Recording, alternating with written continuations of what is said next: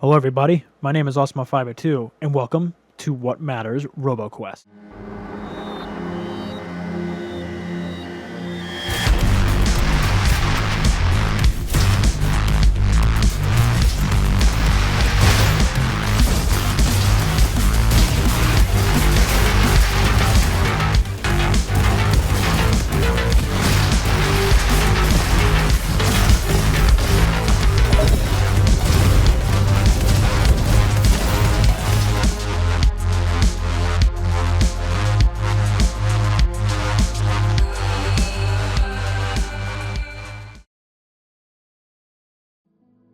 Dark Souls never gets old, am I right guys? Welcome back to another What Matters review. My name is Osmo502 and let's get down to it today with Robo Quest, a game that came out maybe about the time of recording, about 2 months ago, October, November-ish, 2 or 1 month ago. And this game is a fast-paced action shooter game where you start from square one and basically work your way through procedurally generated levels until you make it to the end, every single run. And yeah, so the game begins by, well, pretty cool comic book style artsy styling. So let's take a look at the first intro here and let's let the game explain itself.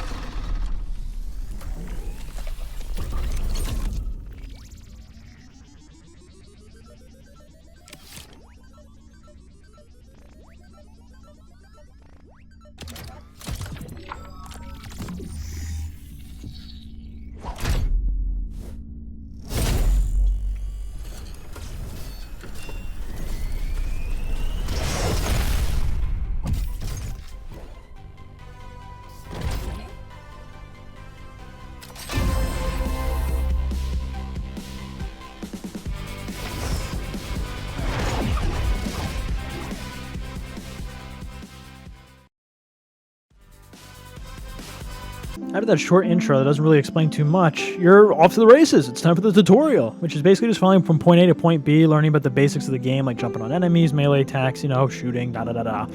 You'll notice real quick the art style of this game is very, very, very, very much inspired by Borderlands, which I have no complaints about. The game looks really good. It runs really smooth. Minimal bugs to ever be seen, which is perfect. But it's just the idea that the art style is very similar to Borderlands always just rubs me the right way. Because instead of like how Borderlands 3 sucked, this game is not as bad, but Anyway, let's kick this review off on the right foot to begin it.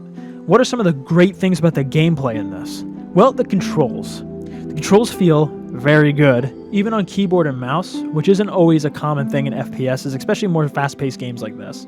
It feels good to jump around using the spacebar and all that jazz. It doesn't really feel like that anything is like untuned correctly or anything is too loose or too tight. I feel like the controls in this game are pretty good on keyboard and mouse. You can sprint while jumping, so you can kind of leap across the gaps.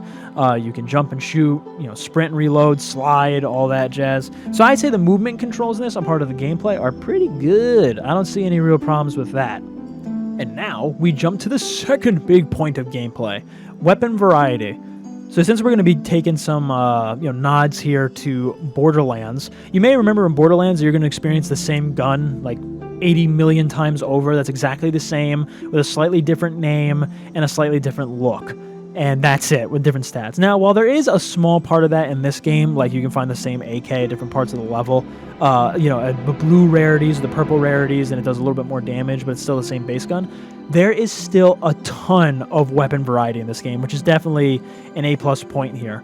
You have everything from throwing knives, to bow and arrows, to crossbows, rifles, shotguns, Uzis, machine guns, sentry guns, fist weapons, you name it. There is a ton of different and unique style weapons in this game. They're all very unique, and they all usually have some sort of elemental element that are attached to them. So, for example, lightning power, or like fire or ice. You know, simple things like that just to change up the gameplay. So I always say that's a pretty decent win in my book as well. You also have a decent amount of enemies that show up in this game at different points.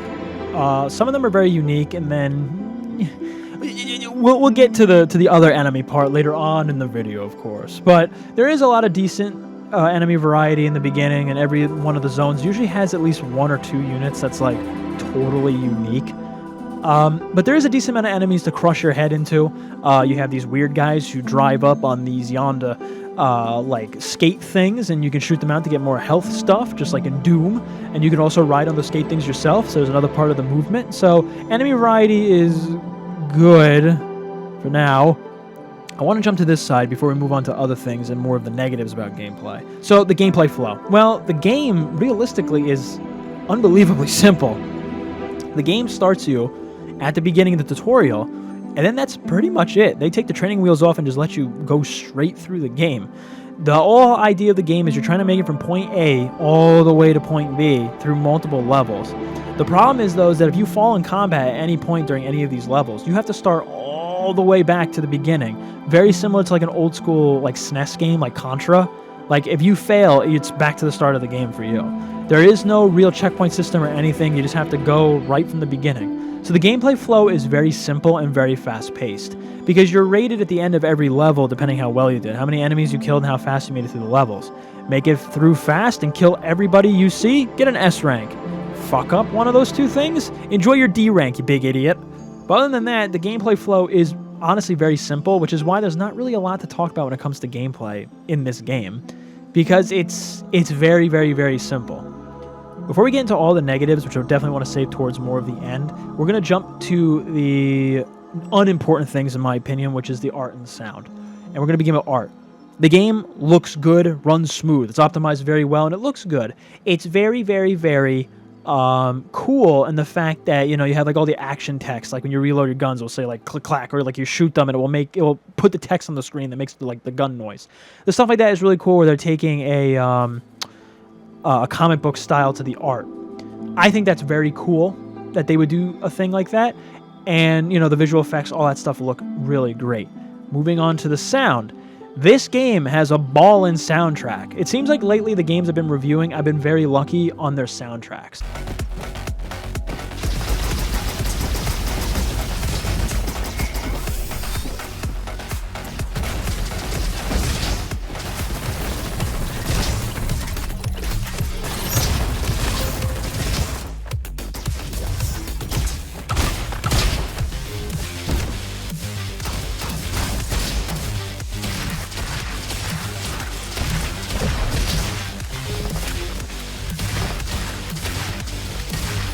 They just released on the store page a link to this game and how they made the soundtrack, because the soundtrack is very good.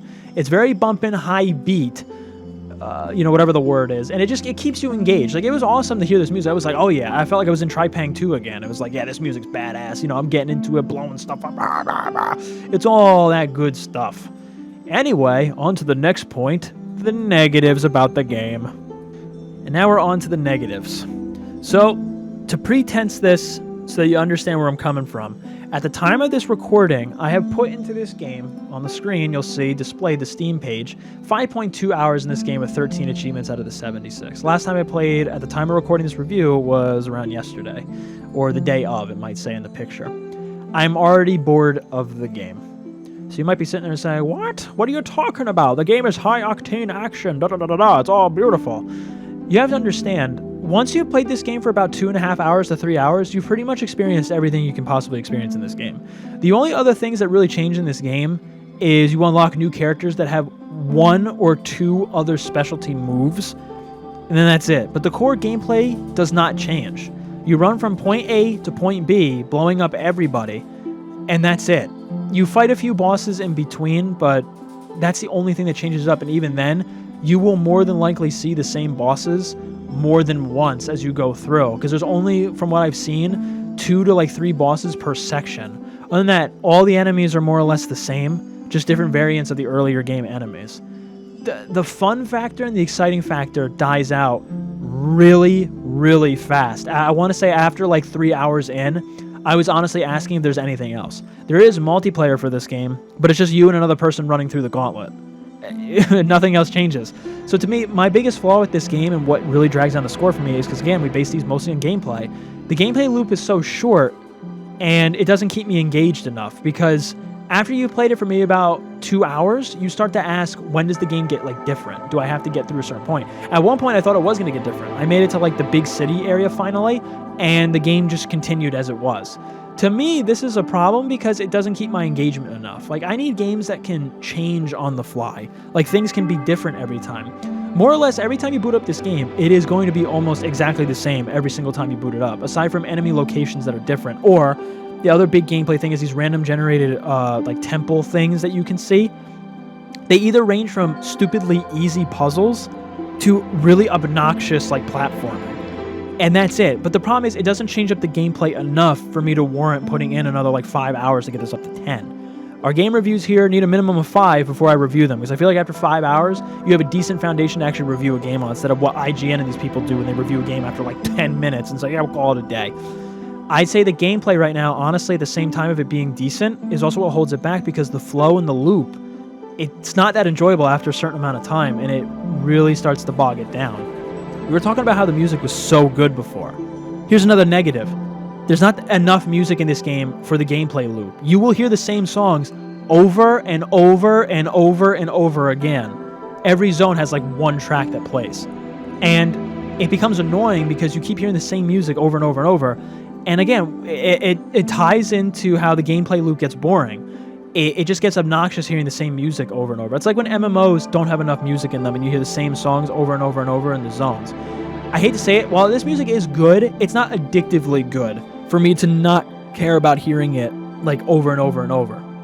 And it's a problem. It came to the point where I actually turned off the music at one point and listened to Spotify while I played, because I wanted just my liked playlist that has like a ton of music in it to just loop. And then that was it. And it would just shuffle through and it was better.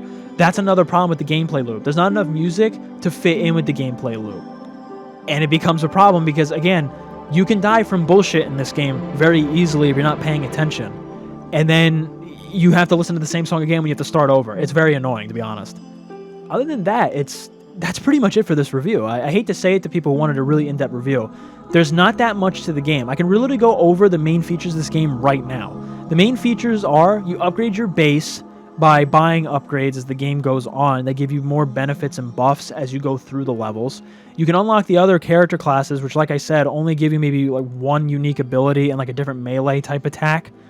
And then that's pretty much it. Those are like the only other main things you can do aside from multiplayer, changing the difficulty, and then, you know, upgrading the base and upgrading the side characters that can help you along the way.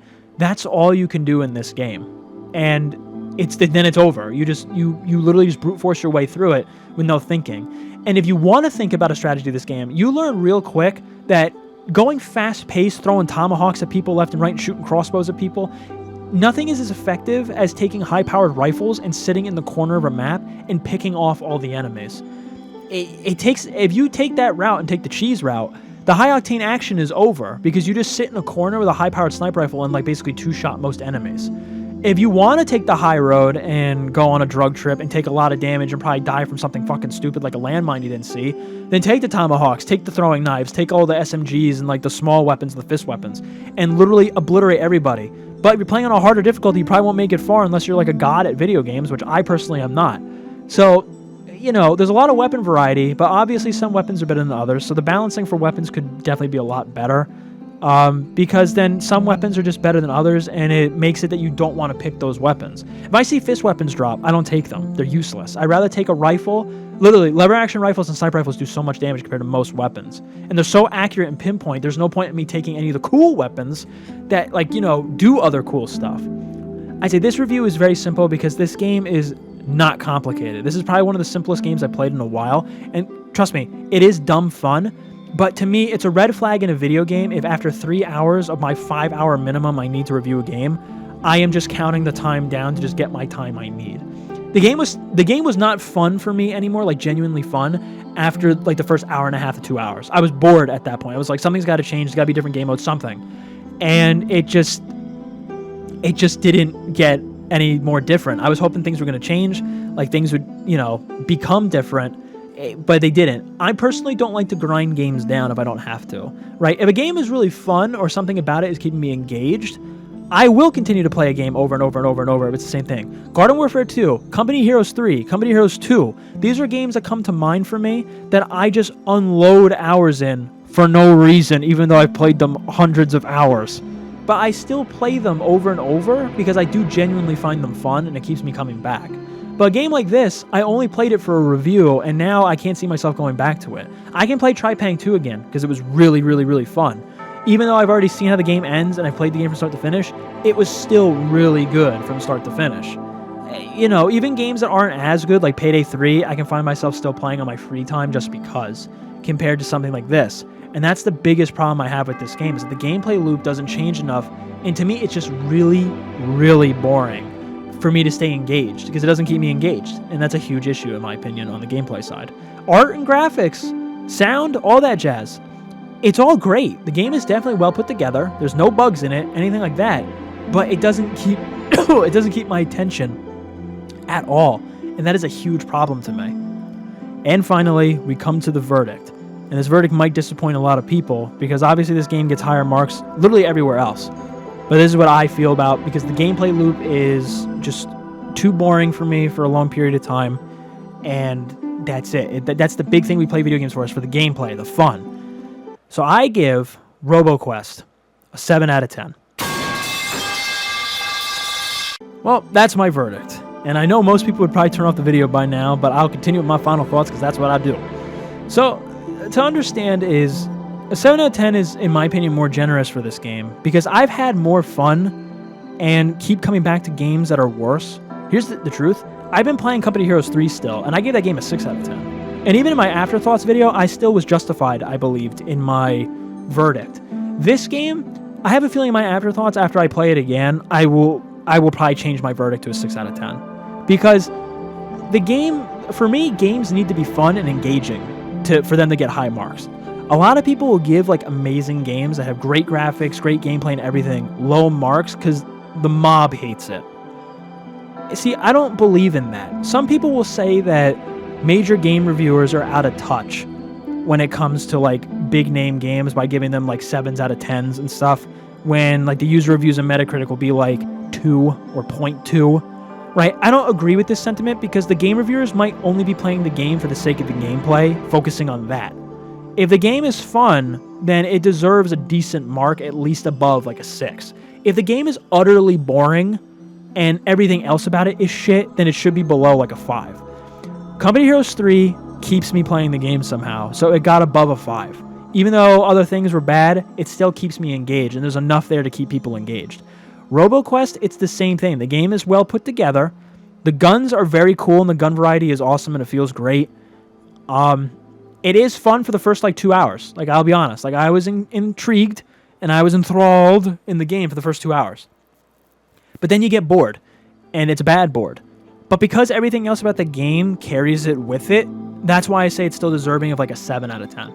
The game is not bad by any stretch, but for me personally, it's not the best gameplay loop. I need things to change. I can play the same RTSs over and over and over, because most matches, even with AI, are different from every other match. Yeah, you have the same units, the same everything, but every match is different. Things change in the match, etc., etc. I can play the same story-based games because they're that engaging and fun. I can play Mass Effect 1, 2, and 3 over and over and over, and even Andromeda over and over and over, because there's different character choices I can make, but the idea is that, again, the gameplay is more dynamic. This gameplay is more or less the same every single time you load it up. Because the zones, and even though the maps are supposedly randomly generated to some extent, the zones still all look so similar, it's very hard to tell where the generation is. And, again, it's just the fact that most of the games I review for my What Matters reviews, I have played again or have been watching. Even Warhammer Bolt Gun, I've jumped into a little bit here and there. And it's I can still play it because it's really fun. This game I have not touched since I got my required hours. And I don't plan on it except for the Afterthoughts video, which it's probably going to be grueling to drag myself through it, but I know I have to because I have my obligations. This is my cross to bear for the games I decide. Anyway, guys, that's going to cut it for this review. The next few games I'm going to be reviewing is going to be Payday 3, Ready or Not just came out on the 1.0 update. I'm also going to do Warhammer Realms of Ruin, and I'm also going to be doing the Universe Sim when it comes out 1.0. And I have some legacy games and more games I'm planning to review, so definitely stick around for those videos, and I'll see you in the next one.